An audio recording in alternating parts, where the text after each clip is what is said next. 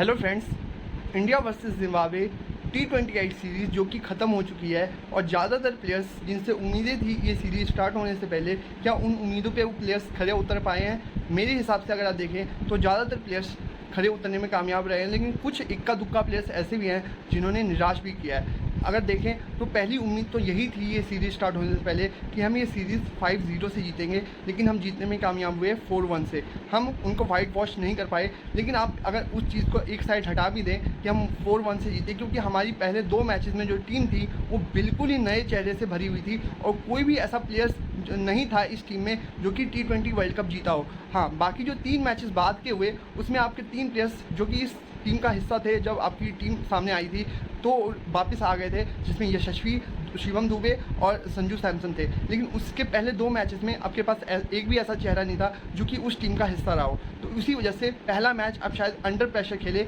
और 116 के छोटे से रन चेज में आप लड़खड़ा गए और 13 रन से मैच हार गए।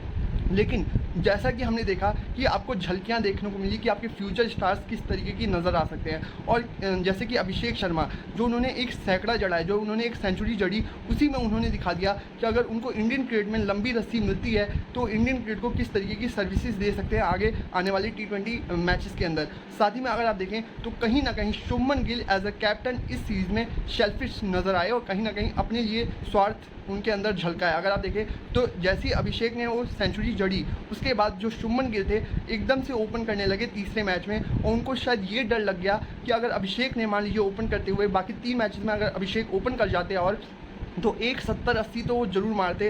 बेशक वो शतक नहीं होता, लेकिन 70-80 की पारी और खेलते हो एक आध, और वो लगातार तीनों मैचेस में ओपन और करते तो। और यही बात शायद शुभमन गिल समझ चुके थे कि अभिषेक को ओपन करवाना 5 मैचेस में उनकी प्लेस के लिए भारी पड़ सकता है, उनकी प्लेस हट सकती है T20 मैचेस में। T20 इससे उनका पत्ता कट सकता है। उसी वजह से उन्होंने अभिषेक का ही पत्ता काट दिया और 3 को आने के लिए कह दिया एज अ कैप्टन, उनकी जो अगर चलती है होगी टीम में तो जो कप्तान की जिम्मेदारी थी उसको किस तरीके से निभाने में कामयाब रहे नहीं रहे वो तो अलग बात है, लेकिन एज अ कप्तान उन्होंने पूरा फ़ायदा उठाया और ये फ़ायदा उठाया कि ओपन करवाने का फैसला जो अभिषेक को पहले 2 मैचेस में था उसको बदल के खुद ओपन करने आए।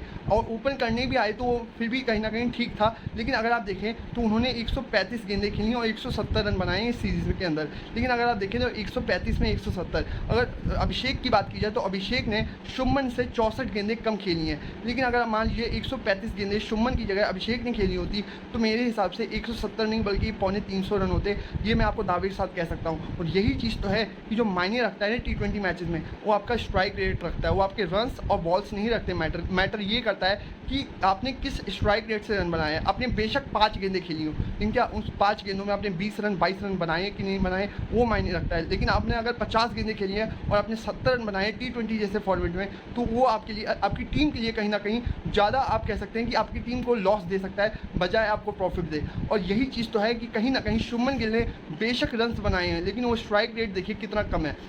जबकि यही चीज़ अभिषेक शर्मा अगर खेलते हैं तो वो कहीं ना कहीं वो छठे गियर में स्टार्ट करते हैं, उसी गियर में रहते भी है। तो यही चीज़ तो मैं कह रहा हूँ कि शुभमन गिल हो सकता है कि जो श्रीलंका वाला आपका दौरा है वहाँ पे आपको नज़र ही ना आए 15 के अंदर भी, क्योंकि जो गौतम गंभीर है वो शायद यशस्वी और अभिषेक के साथ ही ओपन करवाना चाहेंगे, जिस तरीके से हमने अगर KKR वाला वो तरीका लेके चलते हैं जैसे सुनील नारायण और फिलिप सॉल्ट, यहाँ पे वो वाला तड़का शायद यशस्वी और अभिषेक ज़्यादा बेहतर देंगे बजाय शुभमन के। अगर आप देखें तो शुभमन और ऋतुराज, इन 2 में से कोई आपको एक ही नज़र आएगा उस 15 में जो कि आपको श्रीलंका जाती हुई नज़र आ रही है। और कहीं ना कहीं ऋतुराज और शुभमन गिल भी सेम डायमेंशनल के प्लेयर हैं, इसी वजह से मेरे को लग रहा है कि ऋतुराज इस रेस में अभी फ़िलहाल आगे हैं। क्योंकि अगर आप देखें तो शुभमन गिल कहीं ना कहीं अपनी फॉर्म से जो जूझ ही रहे हैं, साथ में ओपन करने का फैसला अगर उन्होंने लिया था तो शायद इसी कारण से लिया था कि मैं पावर प्ले का फ़ायदा उठाऊंगा। लेकिन पावर प्ले में तो वो रन बॉल ही खेल रहे थे, और जिस तरीके से अगर आप देखें तो वो बाद में कवर अप कर रहे हैं, जिस तरीके से ज़्यादातर प्लेयर्स हमारे पहले जो T20 खेलने का तरीका था उसमें क्या करते थे। और यही चीज़ आपको नहीं चाहिए कि आप बॉल उतनी खेल जाएँ और बाद में आप कवर अप करें। अगर आप कवर अप नहीं कर पाते हैं तो जो आने वाले बैट्समैन हैं उनके ऊपर आप प्रेशर बना के जाते हैं, और यही चीज़ से आपको बचना है। और मेरे को लगता है कि गौतम गंभीर इस चीज़ को बिल्कुल ही नकारेंगे T20 मैचेस में कि आप रन बॉल खेलिए। आप रन बॉल खेलने से बिल्कुल भी आप वो नहीं कर सकते कि आप अपनी टीम को फ़ायदा पहुंचा रहे हैं। हाँ, अगर आपने 22 में 44 मारे होते तो अलग बात थी, जो कि आप नहीं कर पा रहे हैं। तो यही बात शुभमन के कहीं ना कहीं आप देखिए तो उनके हित में नहीं जाती है, और मेरे को नहीं लगता कि शुभमन गिल आपको T20 का सीरीज़ जो श्रीलंका वाली होने वाली है उसमें नजर आएंगे, क्योंकि यहाँ पे विराट कोहली, रोहित शर्मा और जसप्रीत बुमराह वनडेज में भी नहीं है, तो उसमें भी देखना होगा कि आप किसको खिलाएंगे। साथ में अगर आप देखें तो जो कप्तानी हो सकती है वो हार्दिक पांड्या T20 मैचेस में, और KL राहुल मोस्ट लाइकली आपको करते हुए नजर आ सकते हैं ODIs में, और फ्यूचर कप्तान आपके KL राहुल ही नजर आ रहे हैं फिलहाल। अभी रोहित शर्मा अगर रिटायर होते हैं कभी भी 1-2 साल के अंदर, मान लीजिए 2027 वर्ल्ड कप तक अगर वो खेलते हैं, अगर रोहित शर्मा अगर नहीं खेलते तो वो रिटायर होंगे, फिर KL राहुल होंगे, अगर खेलते हैं तो वही रहने वाले हैं। उसके बाद कौन होगा उस पर एक डाउट हो सकता है, लेकिन अभी हाल फिलहाल में KL राहुल ही ODIs के कप्तान होंगे। और जो वर्ल्ड टेस्ट चैंपियनशिप और चैंपियंस ट्रॉफी है, इन दो में से अगर आप एक भी जीतने में कामयाब हो जाते हैं रोहित के कप्तानी के अंदर, तो आप देखेंगे रोहित 2027 वर्ल्ड कप भी खेलते हुए आपको नजर आएंगे एज अ कैप्टन। तो देखना होगा क्या होता है। और साथ में अगर यूरो की बात की जाए, अब यूरो पे आते हैं थोड़ा सा, और स्पेन और इंग्लैंड के बीच में जो फाइनल मैच खेला गया, मैं आपको बता दूं कि स्पेन सबसे ज़्यादा कामयाब टीम रही है यूरो में। आज तक उन्होंने 4 बार ट्रॉफी अपने नाम की है। साथ ही में सेकंड नंबर पे जर्मनी की टीम है जिन्होंने 3 बार ट्रॉफी अपने नाम की है। और लगभग 60 साल के इतिहास में इंग्लैंड एक ऐसी टीम रही है जो कि पहली ट्रॉफी के लिए तरस रही है। जैसे हम क्रिकेट का एग्जाम्पल देते हैं और कहते हैं कि साउथ अफ्रीका सबसे बड़ी चौकर टीम है दुनिया की क्रिकेट के अंदर, तो इसमें कोई डाउट नहीं है। लेकिन उसी तरीके से इंग्लैंड को अगर कहा जाए कि यूरो के अंदर सबसे बड़ी चौकर टीम है, तो इसमें भी कोई डाउट नहीं होगा। और जिस तरीके से हमने देखा कि फाइनल्स के अंदर जो हाथ पैर फूले हुए नजर आए स्पेन के सामने, ये कहीं ना कहीं दिख रहा था कि वो कहीं ना कहीं डिफेंसिव माइंडसेट के साथ खेलने उतरे थे। लगातार 2 फाइनल वो खेले हैं। 2020 में वो इटली बनाम इंग्लैंड हुआ था, और 2024 में स्पेन बनाम इंग्लैंड। और जहाँ पे हमने देखा कि 2020 में पेनल्टीज में गया था, पेनल्टी शूट आउट में फैसला हुआ था कि वहाँ पे इटली जीतने में कामयाब रही थी, लेकिन स्पेन ने इस बार कोई मौका नहीं दिया, और एन मौके पे यानी कि 50वीं मिनट में उन्होंने अपना दूसरा गोल दागा। वहाँ पे मैच बिल्कुल ही एक तरीके से अपनी झोली में डाली और सील कर दिया मैच को। साथ में अगर आप देखें तो स्पेन ने पहली बार 1964 में, दूसरी बार उन्होंने जीता था 2008 में, तीसरी बार 2012 में, और चौथी बार जीतने में कामयाब हुए हैं 2024 में। साथ ही में एक बार रनर अप भी रही है स्पेन की टीम। 1984 का जो फाइनल खेला गया था जहां पे फ्रांस और स्पेन के बीच में हुआ था, फ्रांस ने वो ट्रॉफी जीती थी और साथ में स्पेन विजेता रही थी यानी कि रनर अप।